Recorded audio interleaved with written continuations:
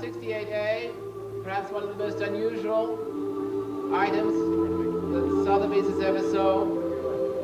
And lunar hod, now resting on the surface of the moon.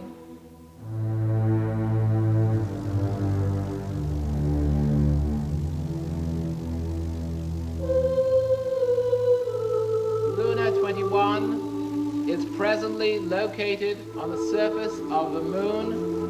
Neither Sotheby's nor the consignor has any obligation now or in the future to deliver possession of the lot.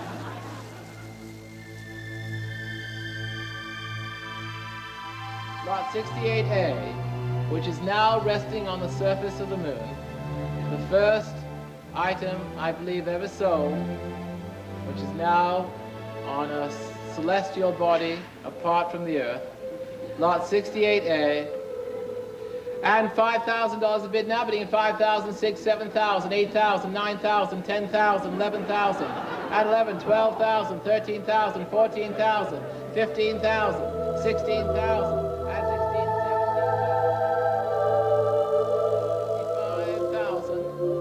At 55, 60,000. It's on the telephone now at $60,000. At 60,000. Fair warning now at $60,000 on the telephone.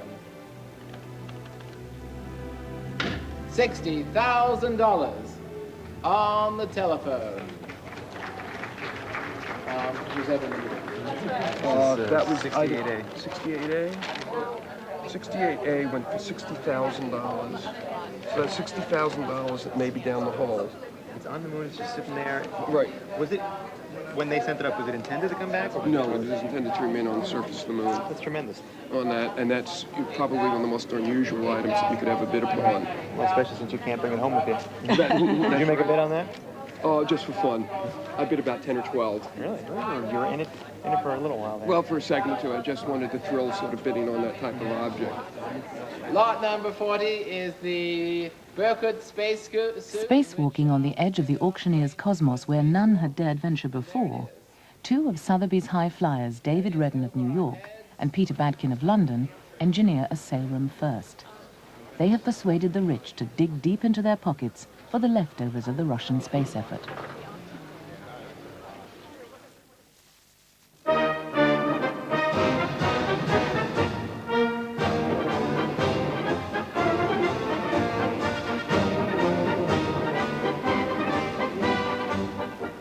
Sotheby's official limo, an antique of the 50s, is on its way to the once secret HQ of Russia's space program.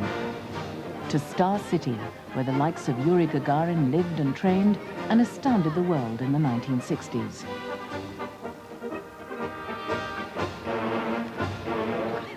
Today, Sotheby's will see the results of 3 years' patient negotiation. They are promising dollars for space artifacts, and the Russians are at last about to lay out their wares.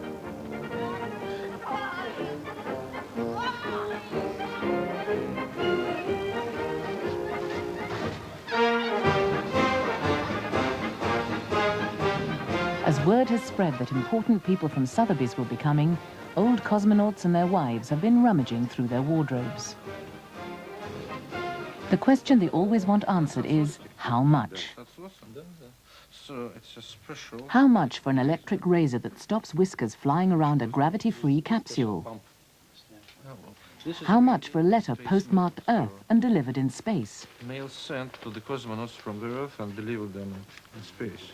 How much for a pair of Matryoshka dolls that comforted a homesick astronaut, or the thoughts of Leonid Brezhnev taken into space as an act of piety? This is really quite an astonishing item. It's Yuri Gagarin's own watch from his first flight, made specially for him, and contains a special mechanism that shows a rocket going round the Earth once every minute. Quite remarkable. How much for the unique watch that adorned the wrist of the first man in space? David Redden supplied the figure. At $30,000 now. At $30,000 now, bidding at $30,000. At $30,000 now, bidding at $30,000, $32,500. At $32,500 here now, $32,500. At $32,500 on the telephone near me. At $32,500, is there any advance of $32,500? $32,500 on the telephone, Chase. L155. It was David Redden's job to price objects, for which there were no precedents from previous sales. Throughout, he brimmed with confidence. I've been at Sotheby's for nearly 20 years, and I've seen so many different kinds of things that eventually one gathers a kind of instinct about what something would be worth in this extraordinary process, the auction process. Generally, it's a question of really using one's instinct and trying to determine, is this a $100,000 object? Is this a $50,000 object? And part of that has to do with the extraordinary nature of the history we're dealing with. An unbelievable outpouring of technological achievement because of a bizarre situation, because of a competitiveness set up by political circumstances. And out of that competitiveness came these extraordinary achievements, of which there are some great artifacts that remain. And it's because of my sense of how significant these items are in their context and how they embody something that really was very important to the 20th century, that I can place some estimates on them in the same way that I can place an estimate on an Abraham Lincoln document, a George Washington letter.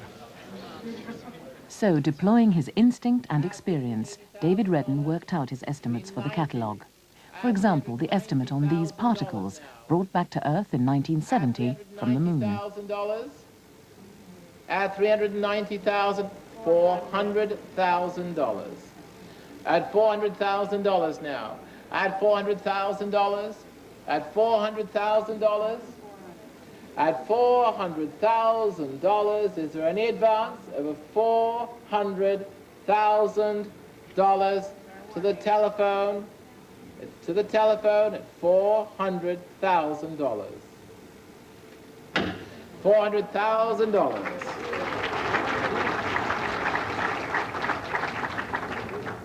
Well done.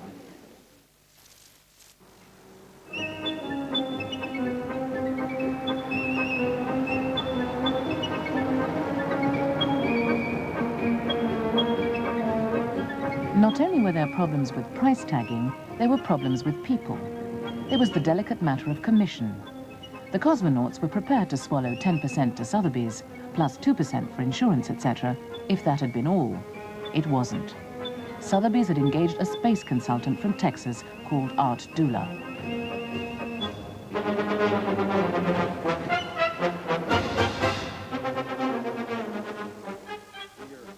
When Art Dula turned up, also demanding his pound of flesh, it was almost too much for the old cosmonauts, who sensed a wicked Western plot. They wanted to know there and then how much of every $100 of the hammer price they would get. You ask who gets what. I'm going through and giving now you they that would like answer. to know how much they would I've get. got to go through it myself to figure it out, okay?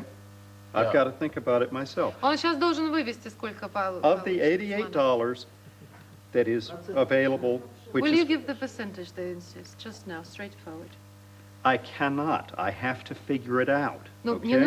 мне нужно подсчитать. Давайте наберемся терпения, пусть он все-таки... Нет, так вы что, пришли сюда с предложением и не понимаете, сколько процентов предлагаете космонавтам? Что, да не определились? Did you come to this meeting not knowing which percentage will be given to the former owner of the... I know how much Where will be is your business transferred to my approach? Russian partner. I don't have any idea what her arrangement is with you. Мы хотели бы знать, потому что когда Sotheby's, это понятно, а когда еще несколько фирм, мы должны все понимать хорошо. They would like to explain their hesitations, which they have just put forward. The explanation is as follows. At present, on the Russian arena, there are so many unreliable companies. And they wouldn't like to deal with any company which may cause doubts. They know Sotheby's very well, and they know that the company is 100% reliable.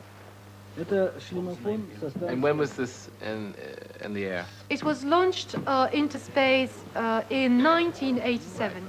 Should he try it After on? some reassurance from Sotheby's on the question of Art Dula and his commission, objects for the sale begin to appear. Как интересно.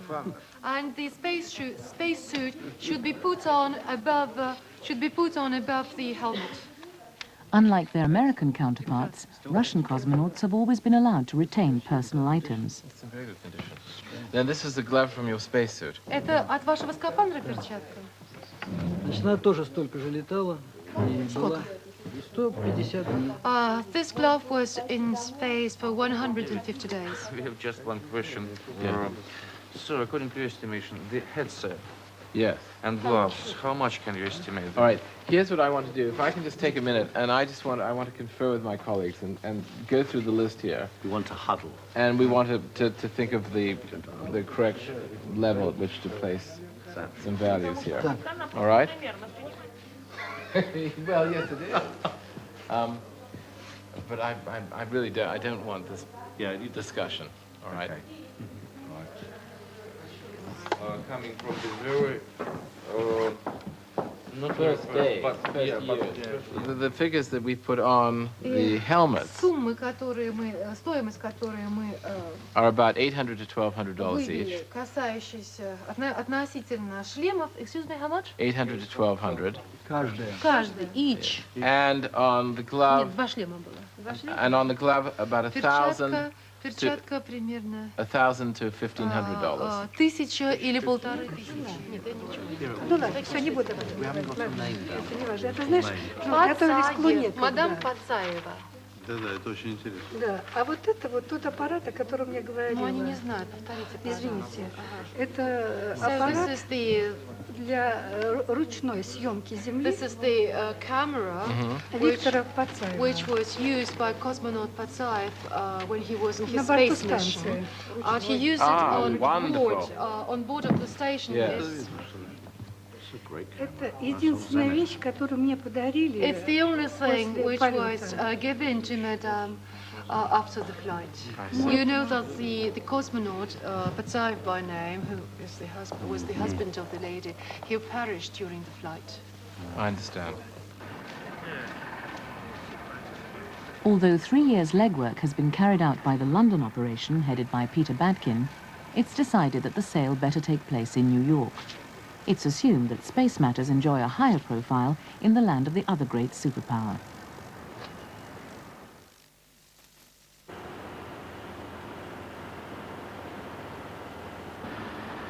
By late summer, space memorabilia was arriving by the container load, but it had been a slow process.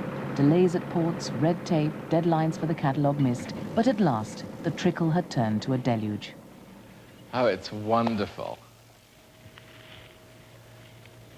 I mean, look at it. It's got this extraordinary surface. It's been through space. It's come back into Earth. It's gone through the fiery re-entry. It's got this extraordinary, for want of a better word, I mean, it's a sort of word you'd use with Renaissance bronzes or whatever, but it's got this extraordinary patina on it. Oh my goodness. I mean, look inside this thing. But it must have been so tight for these people inside. Absolutely amazing. No window, completely enclosed, surrounded by wires and boxes and all sorts of things. It must have been unbelievably uncomfortable. My God, these people were heroes. They really were. Lot by lot, the sale would tell the story of the Russian conquest of space. Of Bielka and Strelka, the orbiting dogs. Tales of heroism and disaster as the space race intensified. The lots would come under the hammer chronologically. They lay in boxes in Sotheby's warehouse. Spacesuits, airlocks, and one of the sale's curiosities, a man-sized dog dressed up as a cosmonaut. Ivan Ivanovich. It's fantastic. Cosmonaut mannequin Ivan Ivanovich went into orbit in March 1961. The purpose was to test life support systems for the first manned spaceflight. Within a mere 3 weeks of the mannequin's return to Earth, Yuri Gagarin was climbing into Vostok 1 to become the first human being to leave Earth's gravity.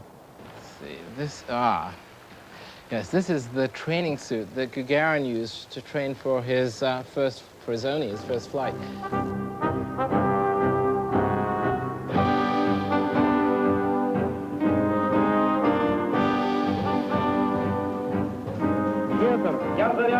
Зажигание. Понял, остается зажигание.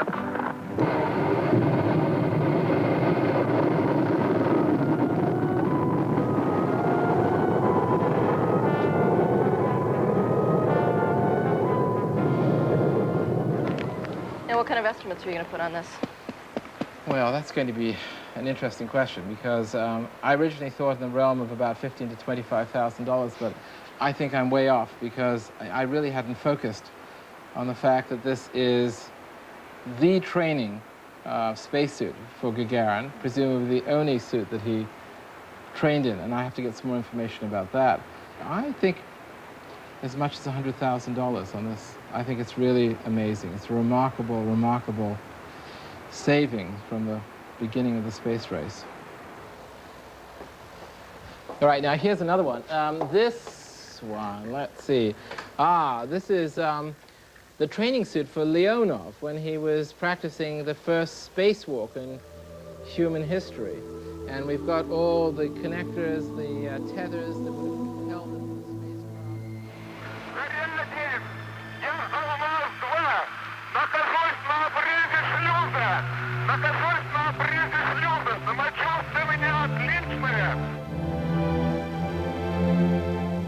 Leonov nearly lost his life on this spacewalk. His suit ballooned out, and he couldn't get back through the airlock into Voskhod 2. It looked as if he might be marooned in space.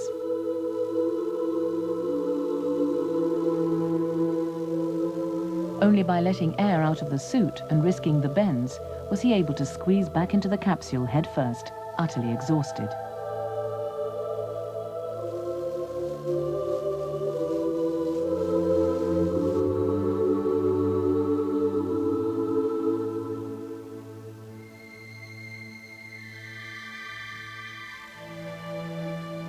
"28 years on, Alexei Leonov is a guest of honor in the country he was trained to believe was his enemy, and in which lay on display and up for sale a reminder of his horrifying experience.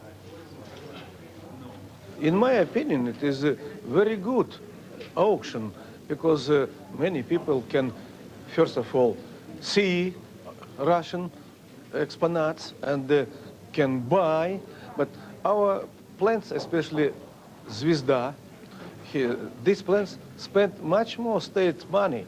Therefore, we have very good opportunity to come back a little money which we spent before. It is it is okay. Leonov's spacesuit was lot 40. At $210,000, $220,000, at $220,000, $230,000, at $230,000 now, at $230,000. It's on the telephone then, at $230,000, at $230,000, then on the phone, at $230,000. $230,000, thank you both. Lot number 10 is up in space 3 weeks before Gagarin's flight. The green light for Yuri Gagarin. It was estimated that Ivan Ivanovich, the mannequin, would fetch between $200,000 and $250,000. It went for only $170,000 to the same anonymous American buyer who bought Leonov's spacesuit. Lot number 13 is on the stage. This is the training suit for Yuri Gagarin. Gagarin's training suit reached its low estimate of $100,000. It was a rare example of an estimate that was spot on. Lot number 11, Gagarin's speech, at 10,000, 11,000, 12,000, 13,000, 14, 15, 16, 17, 18, 19, 20,000. In this handwritten speech, Yuri Gagarin accepts his selection as the first man in space. The letter belongs to Gagarin's widow, Valentina. She receives 90% of the hammer price, 10% more than most of the other consigners. At $95,000 now, bidding at 95, at 95,000. You've come so far. 100,000. At $100,000 now. At $100,000 now, bidding at 100,000. At $100,000 now, bidding at 100,000. At $100,000 on my left. 110,000. At $110,000.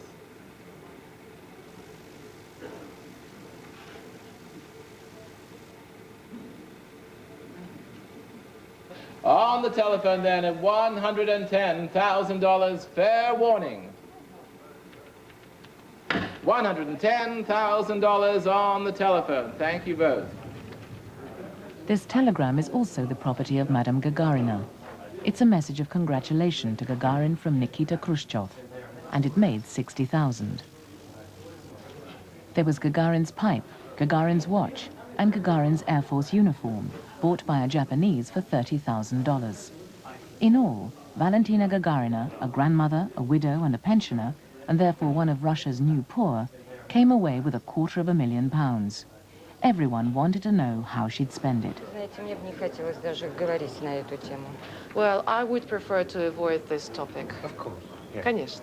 Thought you might buy your grandchildren a present. No, наверняка вы сможете... I have consigned the items of my husband only with the view of advertising them throughout the world. I would like the memory of my husband to be commemorated throughout the world.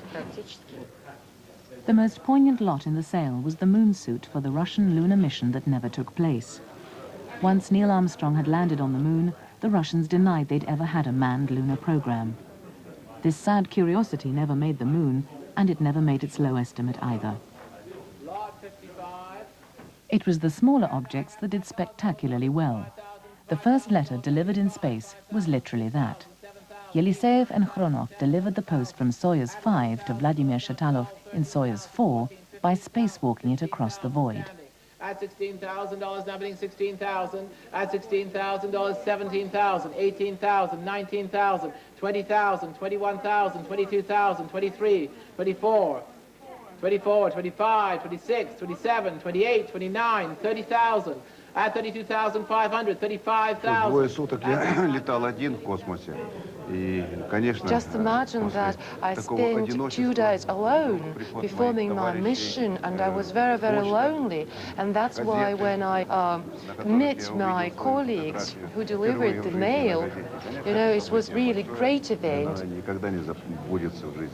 95, $100,000. $110,000 at $110,000 now. At $110,000. At $110,000 in the room then. At $110,000. Fair warning now. $110,000. 3, 3, 1. Thank you very much.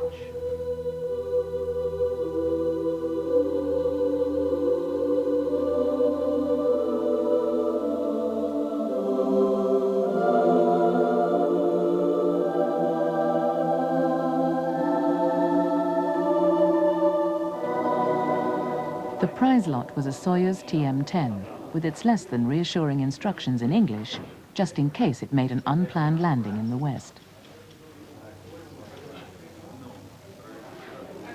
Lot 175, and already here I have $900,000 as the opening bid. 900,000, 900,000, 1 million, 1,100,000, 1,100,000 is 1,100,000, 1,200,000 against you. 1,200,000 now.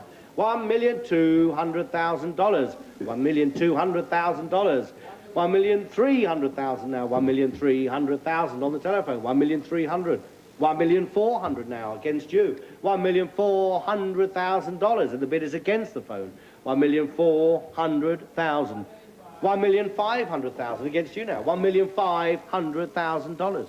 1,500,000, the bid is here, 1,500,000, will you go one more? 1,500,000, no, thank you. 1,500,000, telephone bidder. Last chance, I'm selling then at $1,500,000. Nobody wishes to bid more, 1,500,000. Thank you, 1,500,000. For me, the most interesting thing in this sale, our company handled about 90% of the items in the sale, was that some of the things that brought hundreds of thousands of dollars were literally going to be discarded. They were going to be thrown away as not being valuable. And it's nice to see wealth created for people who do such good work unexpectedly. What things might have been thrown away? I'll give you an example. The first documents for the creation of the mirror, for example, handwritten notes by an engineer. He had them in his desk. He took them out and said, well, this is really to be thrown out because I've retired, but could we sell them? And it brought tens or hundreds of thousands of dollars.